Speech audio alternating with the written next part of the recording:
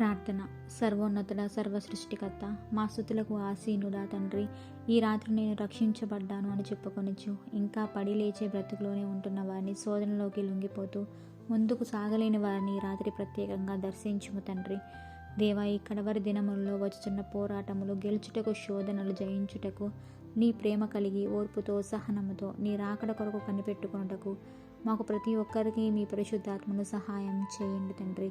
దేవా, కష్టములు కలిగినప్పుడు, శ్రమలు వచ్చినప్పుడు కుంగిపోయేవారిగా, ఆధ్యాత్మికంగా జీవితంలో ఆగిపోయేవారిగా కాక విశ్వాసమునకు కర్తయు దాన్ని కొనసాగించువాడైన మా రక్షకుడు క్రీస్తు వైపు చూస్తూ ముందున్న పందెంలో ఓపికతో పరిగెత్తి కృపలను మాకు దయచేయము తండ్రి.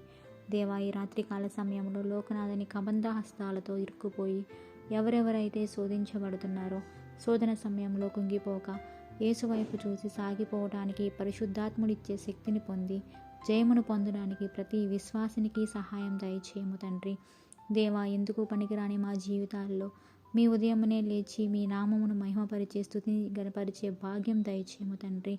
దేవా, మరణకరమైన దినముల్లో ఈ రాత్రి మేము పనుకొనుచుండగా సమస్త అధికారం మీకు అప్పగించుకొనుచు అలనాడు యోబు కుటుంబానికి వేసిన బలమైన అగ్నికంచె వేసి మమ్మల్ని కాచి కాపాడి రక్షించి పట్టజాలని విస్తారమైన దీవెన ఆశీర్వాదములు మాకు అనుగ్రహించుము తండ్రి. దేవా, ఈ నా ప్రార్థన మా రక్షకుడుకు ప్రభువైన యేసు క్రీస్తు నామములో బ్రతిమాలి వేడుకొనుచున్నాం తండ్రి.